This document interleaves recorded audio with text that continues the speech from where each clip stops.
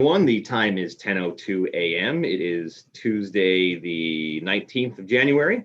This is a joint info briefing between the Committees of Economic Development and Higher Ed and Technology to discuss the future of broadband and digital equity in Hawaii, chaired by myself and Chair Takayama today.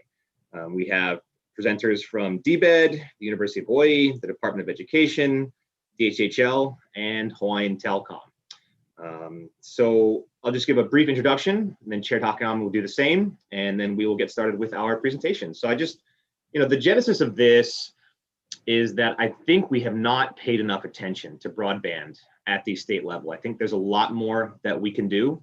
I don't think that the entire lift has to be on state money or state resources, but I would really like us to figure out ways to work more closely with our partners in the private sector to try and deliver digital equity. And people talk about digital equity a lot. And I think there's this misconception that digital equity means, well, every single person, even low-income people or working class people, have broadband access at their home. But it's more than that. And I'll be quoting my friend Eugene Chang here, who told me that, the point of digital equity is not just that everyone has internet.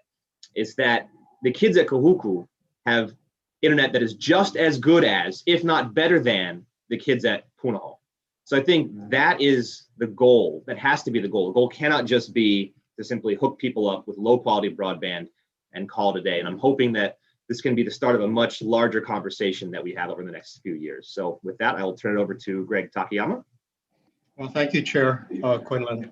Now more than ever, our businesses, state government, and students are reliant on reliable and affordable access to broadband.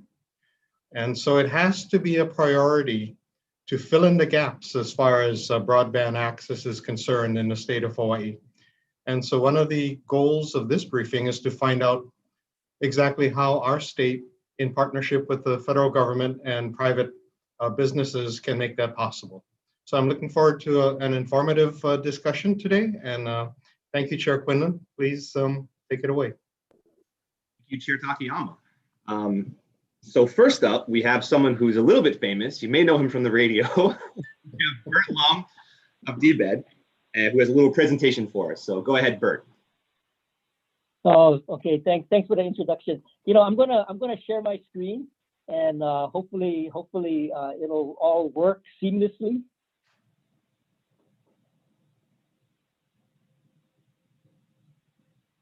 Okay, so I'm assuming that you guys can all see my screen. Okay, great. Well, thank you, chairs and vice chairs and members of the committee, and really appreciate you pulling together this information briefing. And I promise to keep this presentation to 5 minutes. So if I don't, you can blame Hawaiian Tel. No, I'm just kidding. So I'll start off with the fact that I'm in DBED. I'm the strategy officer in basically the program is called the Hawaii Broadband Initiative. And what I want to do is sort of give you a sense of the kind of the 12-year journey that that broadband has been going on for like the last like the last 12 years. Now I'm fumbling around here because I'm trying to advance my my screen here. Okay, here we go. So over the course of the time that I've been involved, and I got involved in 2018, and for the most part, what we were looking at is kind of an infrastructure play with broadband, and a lot of the focus revolved around the carrier neutral cable landing. But we, early on, at least when I got involved, it was really recognized that broadband needs to be ubiquitous across the entire state. And this involves everything from terrestrial backhaul, inter-island fiber, wireless small cell deployment, as well as rural broadband. And so all of these really kind of constitute how connectivity reaches not only the state through the Trans-Pacific fiber cables, but also to the communities that are in the far reaches of our islands. One of the first things that we were able to do, this is back in late 2019, was to help build a community network over at Pu'uhonua, Waimanalo. And I cite this as one of our milestones because really what it was the ability for us to partner with the community and some key philanthropic partners to actually make this happen. And for the most part, you know, we, the state, did not play much of a role except for me helping to coordinate this, but this was largely funded by an effort on the part of the Internet Society. Hawaiian Telecom was very involved in getting fiber to the location, and we were able to do this community network back in November of 2019 as a result of the Indigenous Connectivity Summit. And I say this because it's really kind of a key milestone in my mind as how we now are able to bring resources together to connect communities far and wide in Hawaii. Another thing that happened early on in 2020, and it resulted from our involvement with the Internet Society and Indigenous Connectivity, and the realization at the end of 2019 that the FCC was going to do something pretty unprecedented. And what they did was they made available the 2.5 gigahertz spectrum, and they made it freely available to Native American tribes. But in the documentation that called for this, called the Rural Tribal Priority Window, they also recognized Hawaiian homelands. And what we did early in 2020 was to petition the FCC to recognize Department of Hawaiian Homelands as the applicant for the 2.5 gigahertz spectrum for Native Hawaiians on Hawaiian homelands. So this is really unprecedented because the problem that we face in Hawaii is that there is no federal recognition of Native Hawaiians. So in the continent where Native American tribes have a tribal nation that deal directly with the federal government, in Hawaii we needed to petition the FCC to at least get one of our agencies and Department of Hawaiian Homelands to be able to be recognized by the FCC to apply for this 2.5 gigahertz spectrum. And this is a major milestone, I think, that we were able to accomplish. In 2020, shortly after, it was kind of interesting because we had an information brief about broadband back in early, I guess it was kind of mid-March of 2020. And right after that information briefing, that's when the shutdown occurred. And what we did on March 25th was we pulled together a number of agencies, the telecom providers. In the beginning, we only had 20, and Hawaiian Telecom and Charter were part of the 20. And what we tried to do was look at what are the carriers making available, especially for students who are now basically needing to be sheltered at home.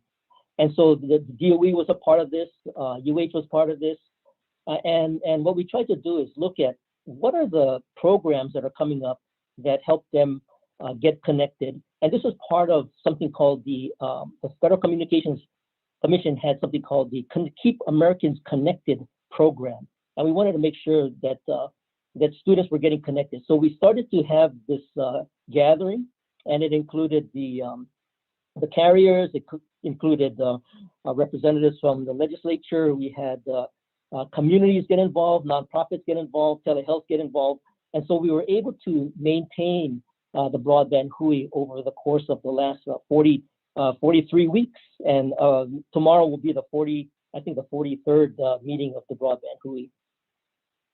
Out of the broadband HIDOE, we really kind of challenged ourselves to think about what is it that we are trying to achieve here, and what are we using as kind of our guiding star.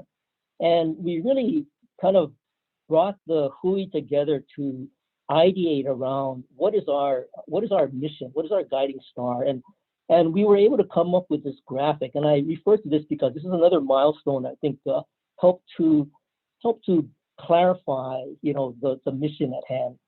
And like what was said earlier, broadband is not just access. And what we did was we defined it as access, literacy, and livelihood.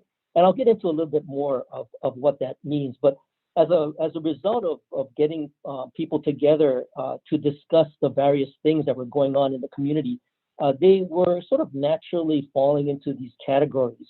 You have access and you have projects that were going on from Wi-Fi on wheels to community networks to cable landing to refurbished computers.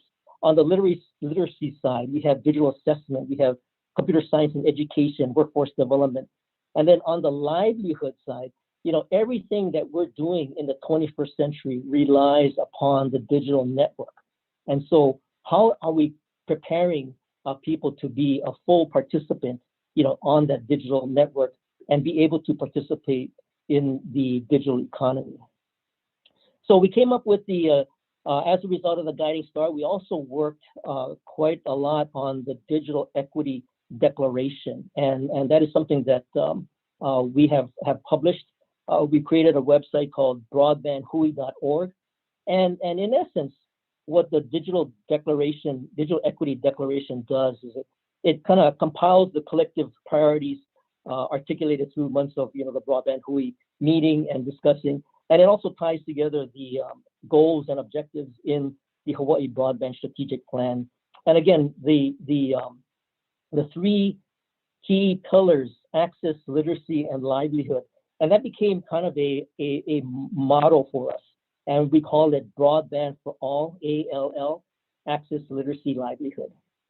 And again, this also is in conjunction with something that we also helped to push forward, which is the Hawaii Broadband Strategic Plan, which was also released in October of 2020.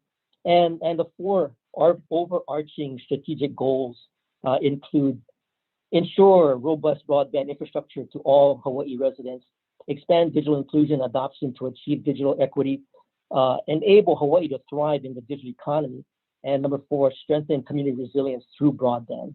So these were some of it was great to have the plan and great to have it as being another set of guideposts for us to proceed forward. Another thing that I wanted to mention is that, we were able to sign a joint agreement with the NTIA along with DCCA, and we will be using a tool that the folks over at NTIA, which is the National Telecommunications Information Administration, uses to help do National Broadband Availability Map. And so we'll be using, we'll start to ground source some of the data and start to put some actual location data as far as places that aren't being served by broadband services. This is a key thing because it's a collaboration between, again, our state agencies as well as the federal agencies. Another thing that through the course of the Broadband HUI, we were challenged to come up with some broadband projects that could potentially get the CARES funding. And so there were a lot of community, work that went into identifying potential projects. And what we ended up doing was we put together about 7 that could potentially get some CARES money. And as we went through the evaluation process with the folks that decided what gets funded, we ended up having one of them get funded, which I'm proud of. The fact that we were able to get a telehealth service for the homeless population on Hawaii Island funded through some CARES money, which resulted in about $131,000 going to a nonprofit on the Big Island called Hope Services. And then my final slide is really kind of where have we gotten throughout this effort. And we are now in the stage of looking at what is the federal government making available for broadband, and how do we prepare ourselves in Hawaii to be the recipient of these monies. And I'll go through real quickly. There's $30 million going to the Department of Hawaiian Homelands. There's a broadband emergency broadband benefit plan that is also being administered by the FCC. There's a $250 million plan for telehealth programs. There's another $300 million for funding rural broadband, and a $65 million appropriation to the FCC for better U.S. broadband maps. And again, the question is, how do we as a state work together amongst our different agencies, as well as with the community, to make this not only work for Hawaii's benefit, but really advance Hawaii into the 21st century, given the connectivity and the need for us to be active participants in the digital economy going forward. And really, what this last slide kind of really helps to bring home is the fact that what we've done over the course of the last 43 weeks is really help to kind of give voice to the community, so that the community is part of the plan moving forward when broadband gets deployed. And I think that's the main message that I wanted to get across, that it's important that we as the state really hear what the community needs, and how can we bring federal funds and a variety of funds. It could be funds coming from philanthropic sources. How do we bring that to address the needs of our community? And that's it. Thank you very much. Again, my name is Bert Lum, and I'm over here in DBED. Happy to take questions early on.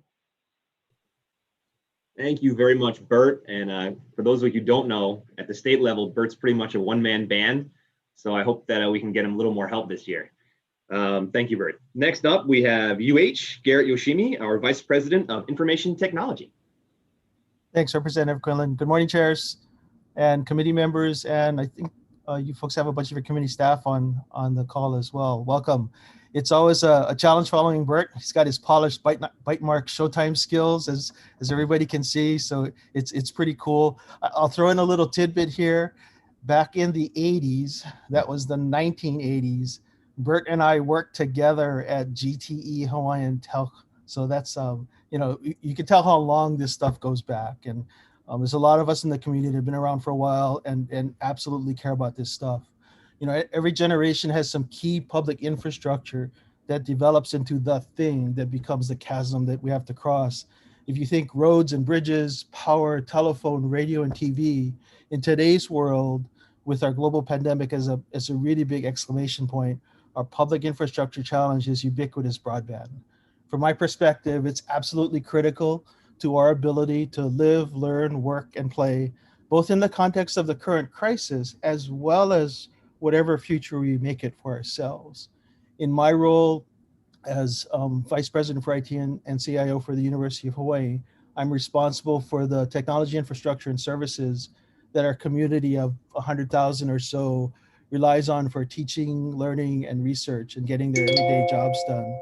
Lots of things keep me up at night in this job. So, obviously security, but broadband is definitely one of them. We have to ensure that each and every member of our community can connect to our services and collaborate with our students, faculty, researchers, and staff anywhere, anytime, whether it's on one of our 10 campuses, our dozens of outreach locations, or at home or on the go, especially nowadays. You never can tell where folks are going to connect in to attend class, to do research, to do their work. We're fortunate that many members of our community come to us with digital skills and connections, but we must be continually watchful to ensure that no one is left behind due to lack of tech, connectivity, nor the skills to use that tech. To that end, we've continued to enhance both our on-premise infrastructure as well as our outreach and technology safety net programs, including keeping our computer labs open on all of our campuses and keeping all of our campus networks operational. Underlying the clear consumer broadband needs, though, is our continuing work to make sure that our institutional infrastructure is both capable as well as resilient in order to ensure uninterrupted service to our community. This includes high capacity connections between and among our various locations, and critically important, our connections to the global internet and to our research partners across the Pacific. We have mission critical institutional investments together with partnerships with all of our research and education peers, both to the east as well as to the west, connecting via 4 different trans-Pacific submarine cable systems involving 7 discrete links to different parts of the Pacific Rim to ensure that we have a strong foundation for our community broadband access network. Add to that connections between our islands, both underwater and via microwave radio networks to ensure maximum accessibility to online resources. All of these assets are like the foundation to your house, the substrata of our highways and bridges, long-term assets that we have to remember to pay attention to and not forget, lest we find ourselves standing on a crumbling foundation 5 or 10 years from now. You know, to Representative Quinlan's point, we have to make sure that it's not just the connections at the ends or at the fringes, but to make sure we have a strong foundation to stand on as we rely on this infrastructure to do everything frankly, everything that we do nowadays is connected to the internet. We have to invest thoughtfully in our collective broadband infrastructure to ensure that we will not be left behind in the global economy. And how do we do this? We work together. We invest scarce resources where they will do the most good. And again, not just at the fringes, but strategically to ensure that everyone can live, learn, work, and play together. As just one part of the public sector community gathered today, opportunities lead, they really include helping to set public policy, for example, to incentivize ubiquitous consumer service at symmetric 1 gig to support strategically funded public assets, and to make sure that we support and provide public assistance for those in the greatest need. We have a lot of effort goes towards reaching the fringe connections, or the people that aren't connected, the people in the Waimanalo community that Bert mentioned. But it's also about making sure that the folks that live in our core downtown areas, the places that we assume are connected, and in fact they are, but they can't necessarily afford, the connectivity is not necessarily affordable to them, to make sure they can fully participate in those activities. So, we mentioned Kahuku having the same connections as Pu'uhonua, but it's also about the folks in downtown Kalihi having the same connections as the folks that are on Alakea or Bishop Street. It's super important for us to make sure those investments are in the right place and that they're thoughtfully done going forward. And like Representative Quillen said, we don't have to pay for the whole thing. We don't have to pay the whole bill. Everybody is interested in doing this, not just government, not just the public sector, but our commercial partners as well, because this is important for everybody to both work as well as thrive in what we hope to build a great future for everybody. So I wanted to keep my remarks short to make sure that we have time for Q&A. Appreciate the opportunity to participate and happy to answer any questions as we go forward. Thank you so much, Garrett. Excellent presentation. Next up from the DOE, we have Brooke Connors, the Assistant Superintendent and Chief Information Officer of ITS. Brooke, take it away. Thank you. I'm going to actually share my screen as well. But I think you'll find many of the same kinds of points that Bert and Garrett have been raising coming up in this discussion as well. So, as Garrett was saying, there's a lot of things that keep me up at night as well. Just this weekend, the rain caused power outages, which took down networks at critical infrastructure points across the island. They're back up now, but that's a testament to the team, but also speaks to how we need to make this kind of infrastructure a sustainable part of what we are doing. Just to give you a glimpse of the size and scale of what we're talking about with the DOE, 175,000 students, but of course in this day and age, the parents, the families of those students need to be online as well as the 20,000 or so full-time employees and the additional 20,000 or so part-time employees. As Bert and Garrett were both saying, there isn't a job, an activity, anything that you would do these days that isn't mediated, involved with broadband network access. We have redundant connections for every single one of our schools.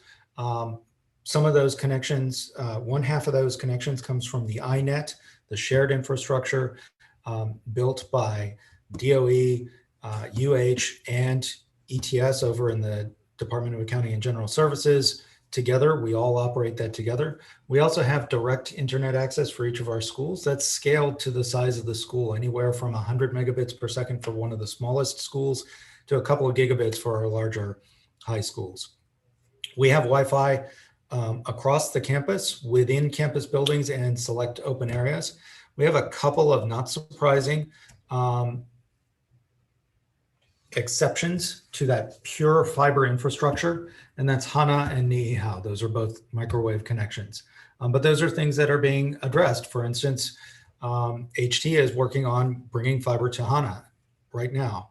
We centrally manage this network from our network operations center in Kaimuki, and we upgrade the capacity for the schools automatically. So this is something that the schools don't have to worry about. This is just care and feeding for them. It's funded by a variety of sources, primarily, of course, as with most things with the DOE, from state revenues, but not exclusively. We actually leverage the E-rate program administered by the FCC, and that gets us quite a bit of benefit for our Title I schools. We qualify for as much as an 80% support level on that. So we spend $1 worth of service or $1 worth of equipment, and we get $5 worth of value out of that. Now, of course, the COVID situation has brought things that we knew about before really to the forefront. The homework gap is something that we've been talking about for a long time in the Department of Education, which really is about the kids that can get access at home and the kids that can't get access at home. And does that give them some intrinsic advantage or intrinsic holdback? And of course it does. And schools had already been buying MiFi hotspots to give to their kids at home so that they could get network access. This was a problem we already knew we had. It just got significantly worse when we hit this COVID thing and became very, very obvious. We've used additional federal funding through the CARES Act to bridge that gap substantially, and we've been, I think, extremely successful with the huge amount of work that we've had to do. We've purchased more than 17,000 additional MiFi units across the state, 52,000 devices so that the kids can actually get on the network as well, and stood up innovative things with our partner Hawaiian Tel, the Ohana Help Desk, the first statewide parent and student help desk for technology in the country. These are, of course, recurring and unbudgeted costs. They came from the federal funding that enabled us to do it. And that, I think, comes back to this theme. We need to build this as a sustainable infrastructure for the future. Broadband at home is necessary for education going forward, but also many other essential services, whether it's telehealth, applying for a job, actually doing your job. The Broadband HIDOE has been a great venue to identify the challenges and the opportunities that we have there. But that's not enough. That's a great group of people working together. We need to actually execute on making this something that is permanent. Our network utilization, which you can see briefly in the graph, and we can provide more detail on any of this, has been setting records for the department. And that's just within our network. We're still analyzing the data from all the MiFi devices that we bought, but we expect those to be extremely high as well. We've been doubling our core capacity on our network and using redundancy to fail over for burst capacity, not just if the network goes out, but simply let's not have any spikes. And that's something we've been quietly doing behind the scenes at a very high rate during this emergency crisis. For instance, just over the winter break, we upgraded Wi-Fi at 32 schools in the space of a couple of weeks. So this is something that continues to go on and speaks back to the department's priorities this session as we go into that and looking at supporting our capacity. We do believe that the department is an essential part of creating the skills and the people to support Hawaii's economy as a whole, as we rebuild from this crisis. And very importantly, a huge part of that is equity, making sure everybody has access to it. That is a core part of our mission. Every single student that shows up at our door gets a quality education, the same as everybody else. You know, there's my first grader. Obviously, she's got a few devices hanging around at home, but there are students in her school that don't have a home. And we are there providing support for them, getting them devices, getting them network access, getting them the support that they need. But this is a big challenge. This is something that we really need to be looking forward to. The kinds of things Bert and Garrett have been talking about, and then I'm sure Ani will talk about as well in a moment, as well as the people from DHHL. That's all stuff we've all been working on together. It's all a huge part of what we do together. Thanks again, chairs, for the opportunity. Of course, I'm here for questions both within this session and follow-up afterwards as well. Members, staffers as well, really appreciate the hard work. Looking forward to the start of a really exciting session tomorrow, as well as a new president, which is jokingly my daughter's birthday present because her birthday is tomorrow as well. So thanks again for the time, and I will turn it on to the next speaker. Thanks very much, Brooke. Up next from DHHL, we have Nini Ao-Kavaihai, Special Assistant Office of the Chairman, and she's brought with her two folks from Amarind, Irene Flannery and Jeffrey Blackwell. Take it away, Nini Ao. Hi, good morning, Chair. Good morning, Chair Takayama and Chair Quinlan and members of your committee. My name is Nini Ao-Kavaihai. I am a Special Assistant here at the Office of the Chairman at the Department of Hawaiian Homelands. And I want to mahalo Bert and Brooke and Garrett for, I think, identifying and going over what we all saw either as community members, employees, or as parents during this pandemic. The department is very excited about the approval of its 5 applications for the 2.5 gigahertz spectrum on our neighbor islands. I think only Wai'ehuko and Paupukalo in Maui had census tracts that were designated urban, so they were they're ineligible for the 2.5 that we got through the tribal priority window. The department is also excited about the broadband funds, the 30 million that Bert referred to, that's going to come to help us do the 2.5 gigahertz build out and reach our rural areas that might not have any kind of broadband connection service. The department is also excited to be working with Ed Sniffen and the Department of Transportation as they improve Wi-Fi access along the highway, and where our lands are perhaps bordered by a state highway. We look forward to working with them to see how we can best maximize and not duplicate services. And I also want to give a huge thank you to Ane from Hawaiian Tel. You know, over the summer during the Broadband Hui meetings, she was talking about how Hawaiian Tel was going into Hana. And so we were able to allow the Hawaiian Tel to cross our lands at Kahikinui to get to Hana. And I certainly look forward to working with all of our private sector partners as we build out our 2.5 gigahertz spectrum.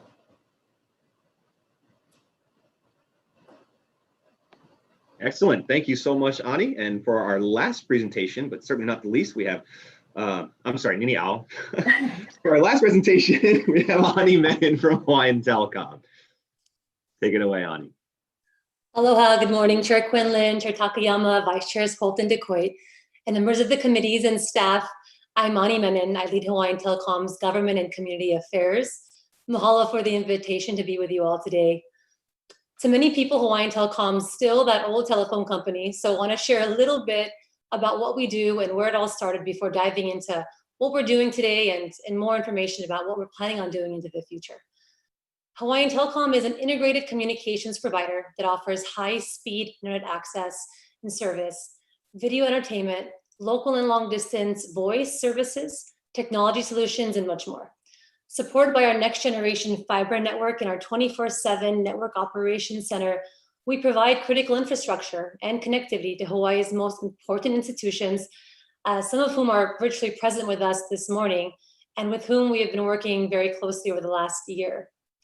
We have over 1,000 local employees and have been doing business in Hawaii since King Kalakaua granted us a charter in 1883 when we were still Hawaii's mutual telephone company. We were the first to develop a link to the mainland via undersea telegraph cable shortly after that in about 1902. Communications has changed quite a bit since then, but our mission has stayed the same: to connect Hawaii to the world. Over the last 2 decades specifically, we have focused our effort on broadband access and infrastructure to as many homes and businesses in Hawaii as possible. We've invested over $500 million building out our next generation fiber network and systems statewide.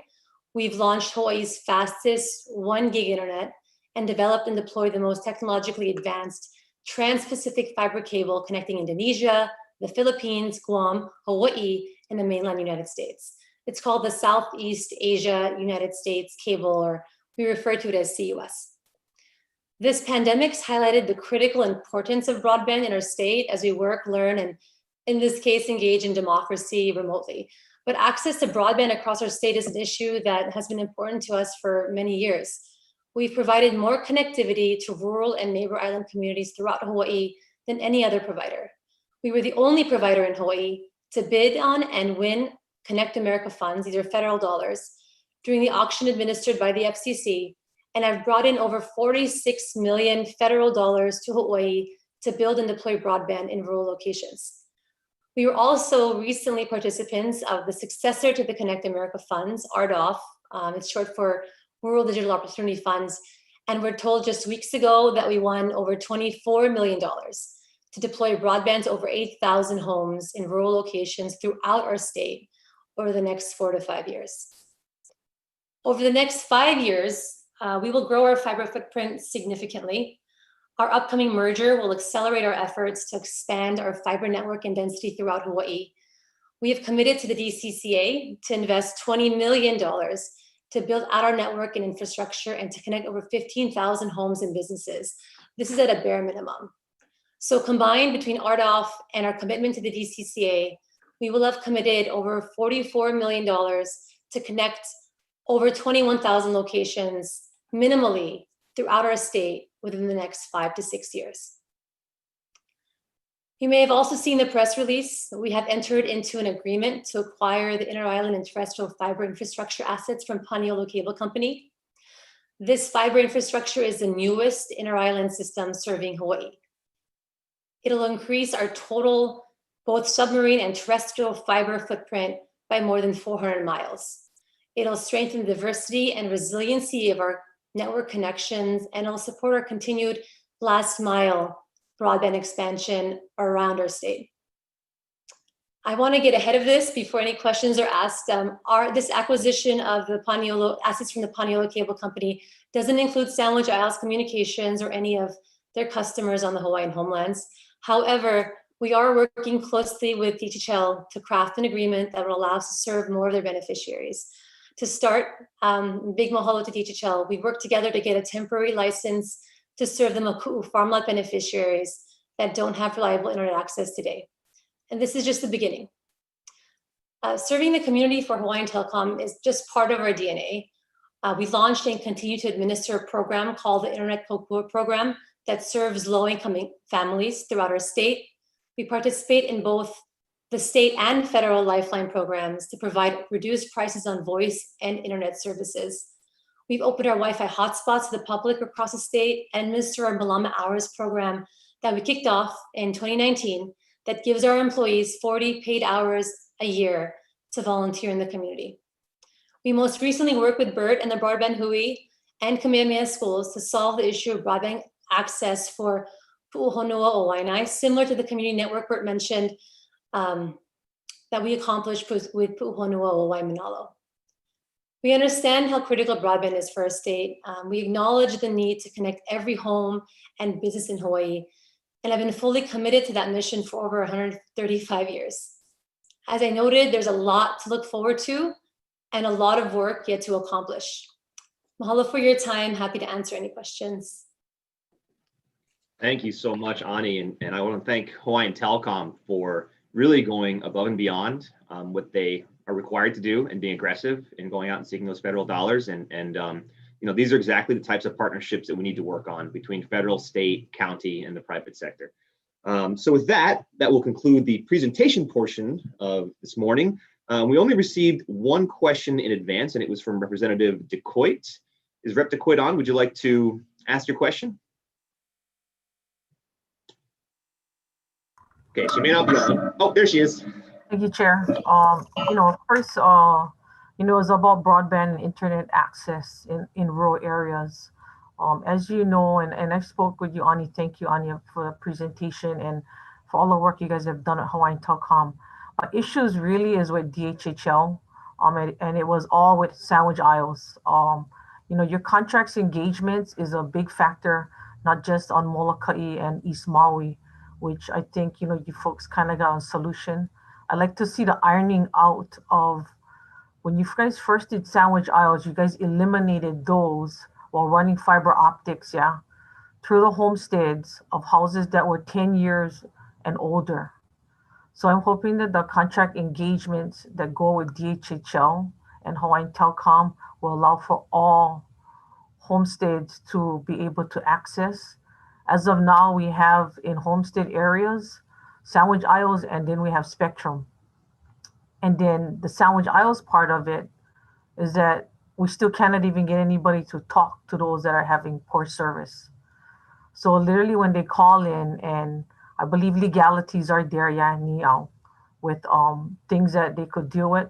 But I hope the HR part of it, that you guys can work out those kinks, because there's a lot of complaints still yet in the homestead areas, and I'm not just talking Molokai, but statewide, that we cannot even get responses. So I know that you guys can do a much better job on Telcom, but I'm hoping that DHHL can make sure that those measures will be lifted, and it'll be for all beneficiaries on homestead lands.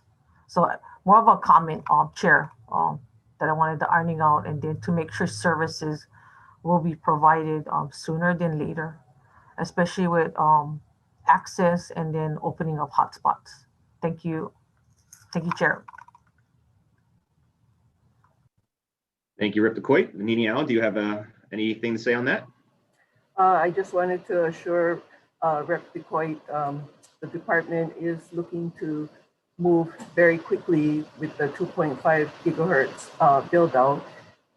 We have a ambitious 2-year timeline, and then and that's by the FCC regulations. 50% of all the population for the rural islands that we identified in the applications, and then 80%, I believe, by year 5. And yes, the department here need to have Sandwich Isles as our internet provider. So as an employee, I do see the challenges with their service. So looking forward to being able to just increase the options available for our beneficiaries, as well as getting our homesteads the best tools, best broadband tools that this money coming from the federal government can purchase. Thank you. Thank you, Nimiao. Chair, can I get a follow-up question? Yeah, go for it.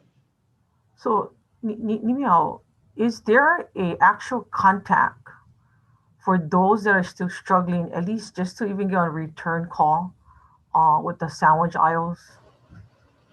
Let me go and see. I can probably get that information for you to see who we've been calling when we have issues with our neighbor island offices or our Kapolei office here. Thank you, Chair. Okay. Next, we have a question from the Majority Leader, Representative Bellotti. Thank you, Chair. If Bert Lum can share his last slide, and my question is kind of in 3 parts. Just like to know, what is the timeline of the federal rollout for these big appropriation? Has the federal guidance been released? 1, and are there 2, any key high-level takeaways we have to prepare for as the legislature heads into session, or that specific departments need to do to get ready for these funding sources to come down? Thanks, Chair. So Rep. Bellotti, maybe I'll take a quick stab at that. So the monies that are being allocated are going primarily to federal agencies. The 2 in particular are the FCC as well as the NTIA. So and Niniao can fill in this, the 30 million for Hawaiian Homelands will be applied to through NTIA. They're going through their sort of rulemaking process, and I think they have till the end of February. So that's kind of the timeline for that. The next one, called the Emergency Broadband Benefit, that is being administered by the FCC. And what as far as I understand, and maybe Ani can fill in the process upon which they would register with, the FCC, and what the FCC is looking for are the ISPs. One qualification would be something called the eligible telecom carrier, ETC, but they also will accept other ISPs that have been in the business of doing internet service as well. And they would basically apply for this service. The beneficiaries, whether they're SNAP or let's say they get free lunch at schools, those will need to be somehow opted into by the citizen, by the family or individual, and then through the application process, the FCC would then, in essence, credit the ISP. So that's a program that is primarily between the ISP as well as the FCC, with the consumer applying for that service. There's a telehealth program. I think that is being administered by the NTIA. There's another $300 million grant program that's also being administered by the NTIA, and that one is looking for a partnership with something that they call a covered partner. So there needs to be some clarification on what a covered partner is, and that could be a state agency as well as like a city and county or one of the counties on the neighbor islands. And the last one, the $65 million, that is being administered by the FCC, but it's primarily to build the FCC's capability to do better mapping. Right now, their mapping is pretty low resolution, and it really kind of identifies census blocks by census blocks. So they want to develop a mapping program that tries to get down into more detail into neighborhoods and even to homes. So that's where the $65 million is going. I hope that answers your question. If I may, this is Irene Flannery, and I'm here with DHHL. I work for Ameren Critical Infrastructure. And if I could just provide a little more information, I think, on the programs. So there are programs being administered, as Bert said, through NTIA, which is part of the U.S. Department of Commerce, and then some programs being managed and operated through the Federal Communications Commission. The program being operated, the major program being operated through NTIA is $1.3 billion. The $1 billion portion of it is for tribal broadband connectivity grants. That is the portion that NTIA is administering, where the $30 million has been set aside for the Department of to be administered and allocated to the Department of Hawaiian Homelands. Also included with NTIA within that $1.3 billion is the $300 million program that Bert mentioned. That program is, as had been mentioned, is more of a partnership program between entities such as state and local governments and service providers. So that provides additional opportunities for funding through NTIA. The program, the $3.2 billion program that is one of the programs being administered through the Federal Communications Commission, and that's the Emergency Tribal Broadband Program, is very similar to the Federal Lifeline Program, which the FCC is under the FCC's purview as well. What it does is provide an additional amount of money in addition to the existing Lifeline subsidy for broadband service. And the subsidy, so today under the Lifeline program, the Federal Lifeline program, for low-income households on tribal lands, and that includes the Department of Hawaiian Homelands, there's a monthly subsidy available of up to $34.25. So the eligible household qualifies based on certain income assistance programs like SNAP and other programs. And while it is the service provider that actually receives the money directly from the federal government, it is a direct pass through to the consumer. So today, the Lifeline consumer, low-income households, see that line item, that $34.25 deducted from their bill. Under this new program, and the FCC is now seeking comment on exactly how it should administer the program. What they are proposing to do is to use many of the same processes that they use for the existing Lifeline program, but for low-income households on tribal lands, and again, that includes the Department of Hawaiian Homelands and the FCC's definition, that's an additional $75 a month. So a household can qualify for both the existing Lifeline subsidy and this new $75 per month subsidy as well. And included within that program are incentives for providers to provide low-cost equipment like laptops, Chromebooks that are not available under the existing Lifeline program. And in the legislation, the eligibility for service providers to participate, as Bert had mentioned, eligible telecommunications carriers, that's a designation that certain companies have, but you don't have to be an ETC in order to participate in this new emergency program, which opens up a number of additional opportunities.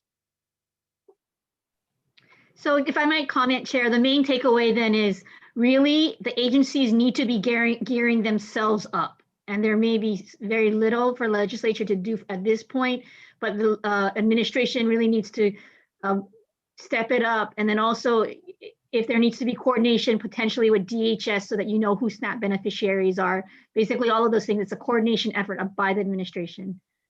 Thanks, Chair.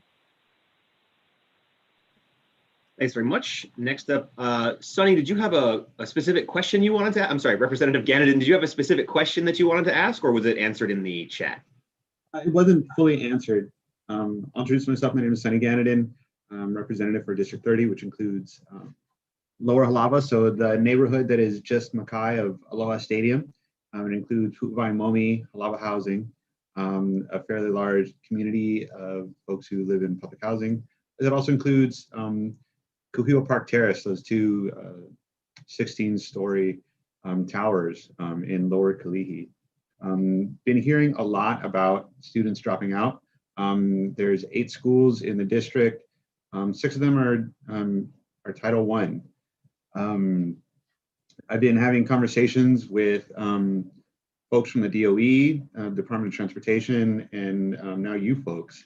Of course, I'm concerned about kids dropping out of school, the expansion of distance learning throughout 2021, and basically solutions for these communities.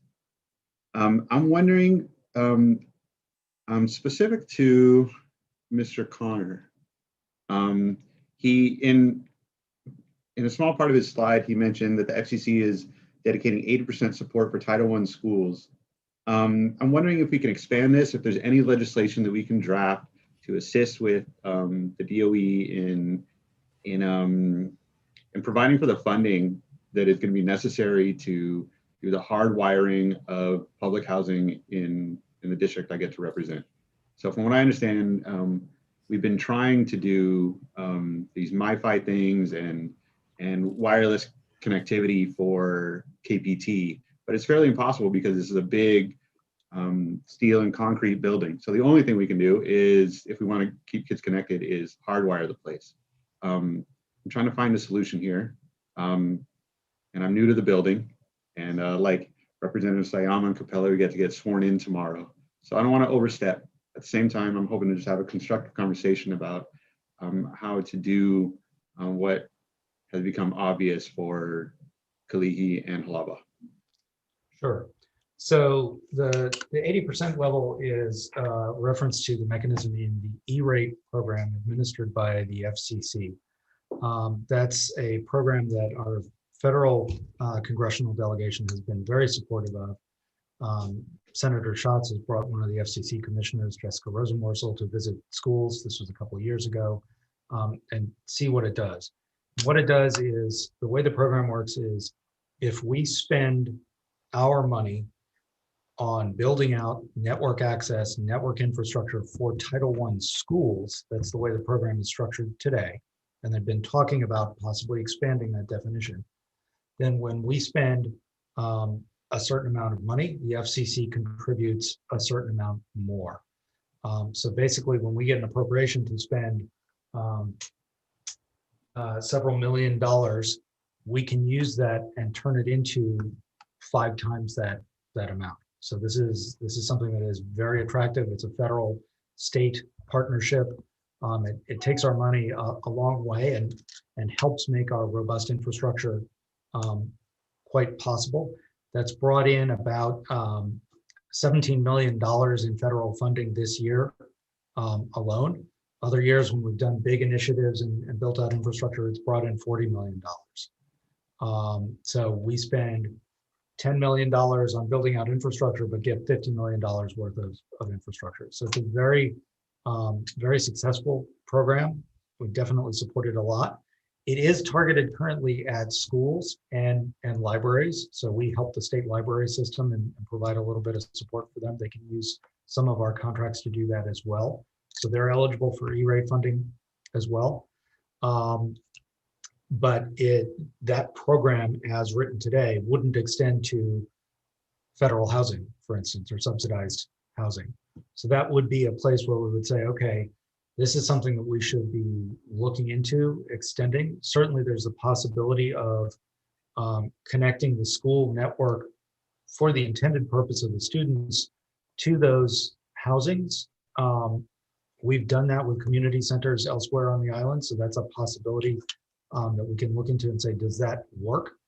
If there isn't actually the local network infrastructure in the building, and I'm not familiar with the details of the network infrastructure of that building, and of course that doesn't necessarily get you all the way. You need some sort of access point to point, apartment to apartment in that building. And that's the Wi-Fi infrastructure that needs to be built out in that building if it's not already there. And that would go for other centers, other community areas as well. I'd like to pose the same question to Ani. We had a conversation about possibly like hardwiring HPHA properties. And to other folks here, is it possible to draft legislation to help coordinate ISP providers with these federal funds coming in, the DOE, the Department of Transportation, and DBED? Thanks, Representative. We're always open to having conversations about how best to connect the community. As I mentioned, our 5-year plan is extremely ambitious. We plan on getting to as many homes, as many houses as possible. I know during our conversations about those 3 various developments in Kalihi, in your district, I mentioned that I think I gave you a number and also an estimate of how much it would take both time-wise and monetarily to connect every single home. Deploying fiber is costly. And I know that's not an excuse anybody wants to hear, but it takes an estimate of between $3,000 to $5,000 a home to connect, an investment that we absorb. That's not a barrier in the way of getting connectivity to your district and those specific buildings themselves. But I will say that if there are flexible ways that we can work with federal funds to do so, we're happy to have those conversations. More than anything, there could be other solutions to pursue with the wireless carriers that may help solve the problem quickly until we can get fiber. I know, as Brooke mentioned, in terms of networking and infrastructure present, all of those buildings that are in your district that are in question are wired for copper. You can get internet speeds to support, WebEx or a teleconference, but very likely not, so fast that you can support 4 or 5 family members all connecting to work and to school remotely at the same time. We want to get there. Right now, as an organization, the number one barrier, and I mentioned this on the Broadband HIDOE week after week, often a little too much, we are limited by the amount of capital we have to spend. And we've done as much as we can as a carrier in the state, and we'll continue to do so. We're, like I mentioned, looking forward to a a lot more capital to invest in Hawaii in the near future, but we also need other carriers to do their part as well. So looking forward to having more conversations, seeing how we can creatively solve for your constituents in your district that are in public housing. As of right now, we're doing our best. Rep. Donegan, you know, if I could say something real quickly, and to Ani's point, and in the spirit of the Broadband HIDOE, and Rep. Bellotti was also leading to this response, which is, you know, what are we doing to bring together the departments that could potentially work together and address the projects as well as help prioritize some of these projects.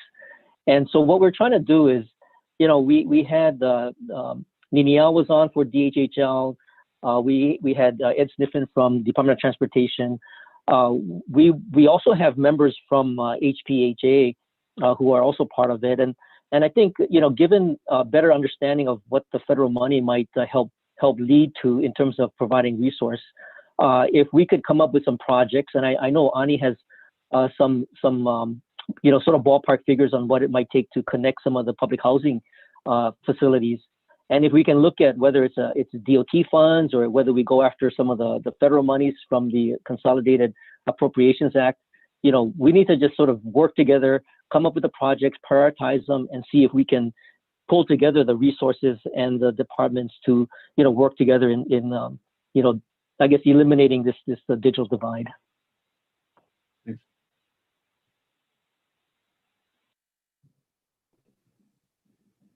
Rep. Kennedy, did that answer your question more or less? We're going to try and seek funding in a year where that's going to be exceedingly difficult. And I'm hoping the agencies can work together along with the ISP providers. Looks like there's a lot of work to do for all of us to ensure we advocate for communities, do actual equity. Thanks. Thank you. And next up, we had a question from Rep. Capella. Rep. Capella, was your question answered in the chat, or did you need some more clarity on that? Yes, Chair, it was answered. Thank you very much. Okay. Moving on to Majority Leader, Rep. Bellotti has a question for UH. I'm happy to defer to others, but my question is real quick if no one else has other questions. It's about how much money UH may be in line for under the federal appropriations, and are there plans in place that can quickly take advantage of these funds coming down? I'd be especially interested for the community colleges if they're also in the pipeline.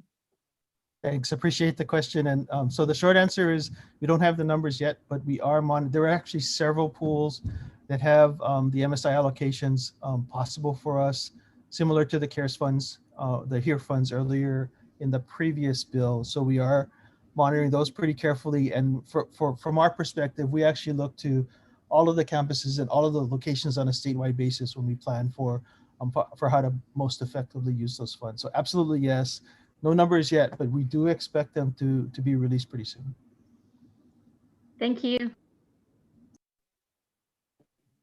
That is all for the questions. Chair Takayama, did you have any questions today? Yeah, thank you, Sean. I do have well, first of all, I have a request for Bert and Garrett and Brooke. Could you please provide us with a copy of your PowerPoints so we can distribute them to our committee members, if you would, thank you. I also had a question for Brooke. You mentioned that you are currently using federal money to provide mobile hotspots for students in need, and that this came from CARES funding. Now that CARES is expiring, what happens now? So there's three pots of money involved in this. So there's the money that expired at the end of the last calendar year. Mm-hmm. Because of supply chain issues with student level devices, the US Treasury agreed that as long as you incurred the expense before that time, and it was clear that not having expended that money was not in your control, you were in a good place as far as abiding by the rules and expense for that. So we've got that under control with the devices that we purchased. We're still waiting for some of those Chromebooks to show up because of the continued supply chain issues that are there. The second pool of money is the ESSER money that has a longer expiration date. There's lots of information about how that's been used. That's where the MiFi hotspots and things like that have come in, but also, of course, PPE for the schools, cleaning supplies, all sorts of different things like that. New support for distance learning technologies and capabilities. And what we just recently came into place is the third batch of money with the bill that was approved and signed into law at the end of December. That's $183 million. We're actually talking with the Board of Education on Thursday about what our plans are for that.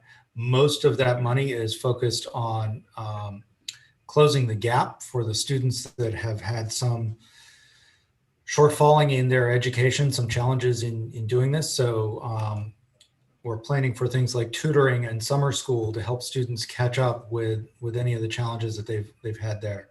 There is a portion of that money the department is recommending for device refresh. So one of the things we'll be reporting to the board over the next week or so is the gap in terms of students that don't have a device and students that do have a device. That's actually extremely small at this point. Same with network access, but that, again, those numbers are being finalized. But some of the devices that they have are very, very, very old. There are students using 7-year-old laptops.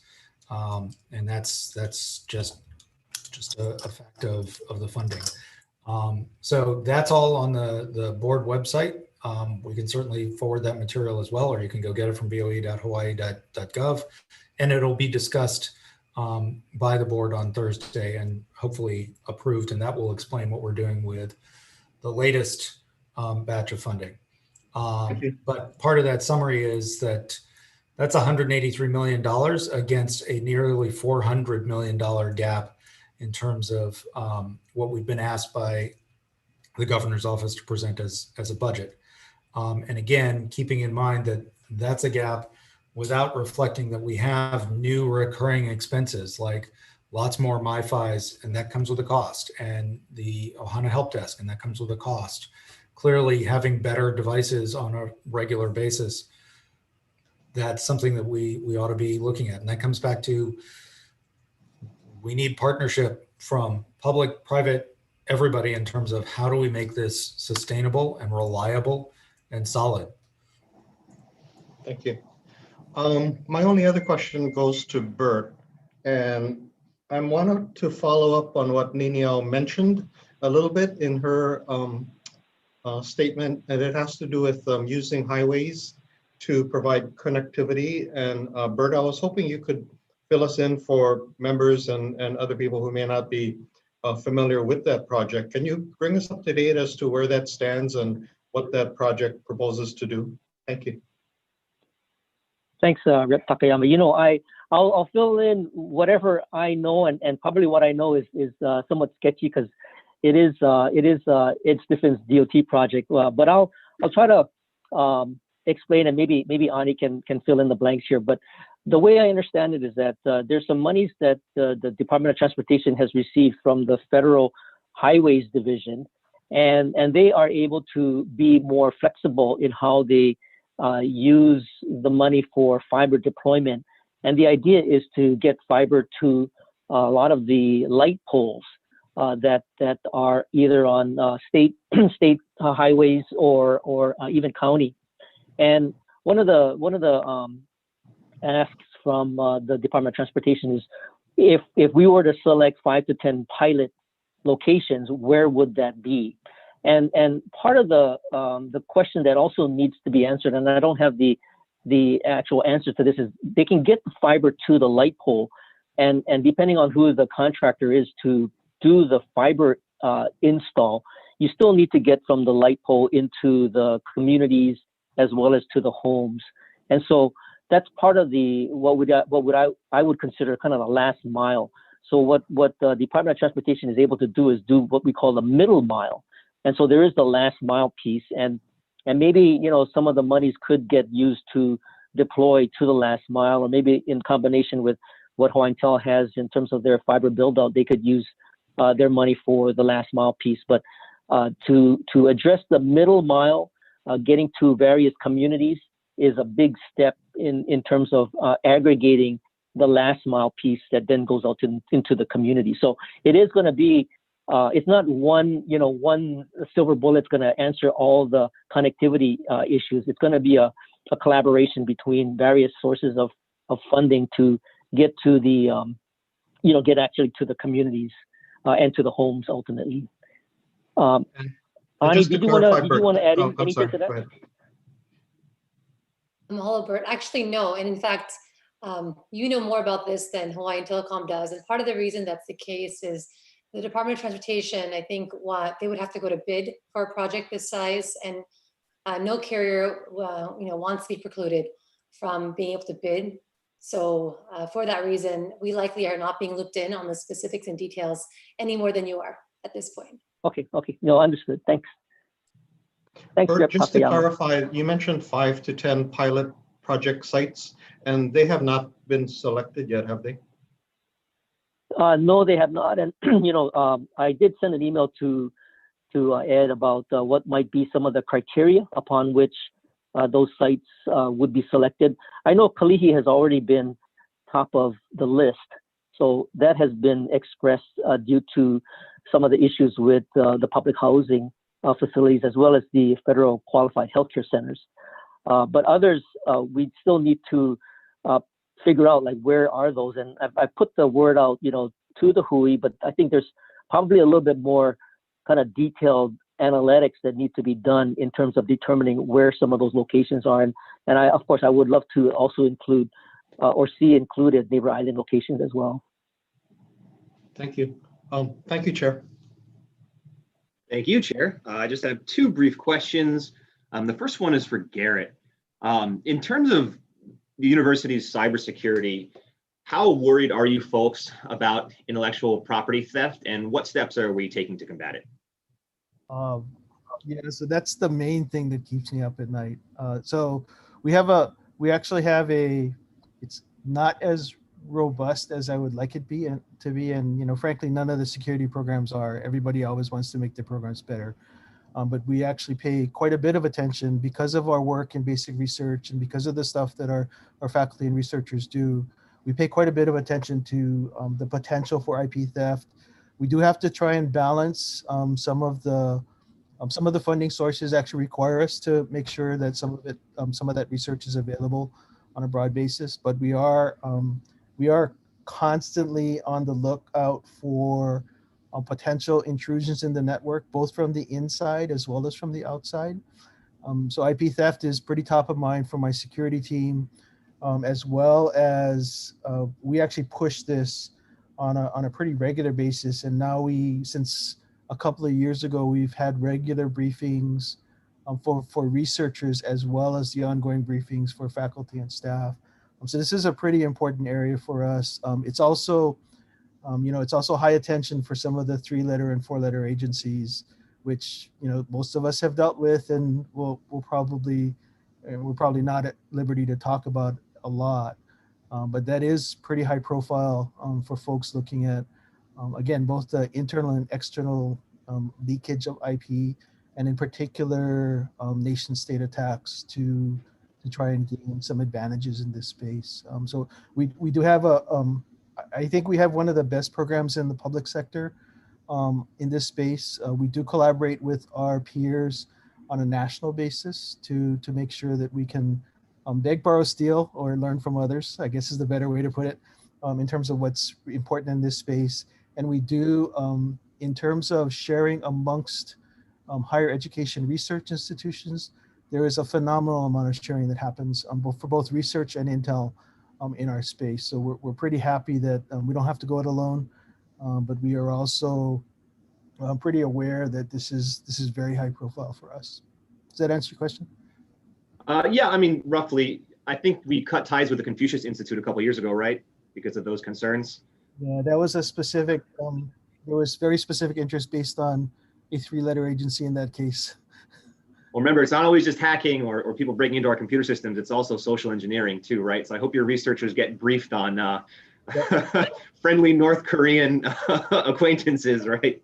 Well, so every time a 7-digit donation comes in from a one of those countries, it raises a lot of eyebrows. And in fact, there's actually, when we deal with our research grants, especially from federal governments, we actually have requirements to make sure we actually contain that on an institution-wide basis, not just on a grant-by-grant basis.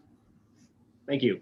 And my last question is for Bert, and this is very, very broad, and I'm not going to hold you to it, but just I want to think about this conceptually. How much money, or what's the investment that we would need in Hawaii that 10 years from now, we could say that our state has the most robust and fastest broadband internet in the United States? Just ballpark it for me. You know, $500 million? Give me a number. Well, you know, I think the federal government has been quite generous, I guess, in terms of looking at programs that could help to fund a variety of different programs. But just to kind of give a ballpark figure, and again, I'm just pulling this out from, you know, recollection of what some of these things cost. You know, typically, you know, if a trans-Pacific fiber cable system gets built, it's usually in the order of, you know, $500 million. If you're looking at inter-island fiber type of systems, you're probably looking at, you know, $100 million. If you're looking at, like in the case of when I went and did an EDA grant application for carrier neutral cable landings on the 4 major islands, that was to the tune of like 38 million. And then if you start to look at some of the terrestrial backhaul that companies like Hawaiian Telecom or Charter or any backhaul provider would start to look at deployment of fiber, you're probably looking at the tens of millions, you know, to actually build out their network. So in total, I mean, and again, you know, I've described some of the specific projects, but, you know, if there was a plan to make Hawaii a really robust broadband connected state in the middle of the Pacific and really emphasize, you know, our participation in the digital economy, you know, we're talking probably a couple $100 million at least. Okay, well, thank you so much, Bert, Garrett, Brooke, Nidiao, Irene, Jeffrey, and Ani, and of course, Chair Takayama and the members for attending today. I think that was really wonderful. And I guess you folks can just send us those PowerPoints, and I don't have a gavel, so bang, bang. Thanks, everyone. Have a great day. Thank you.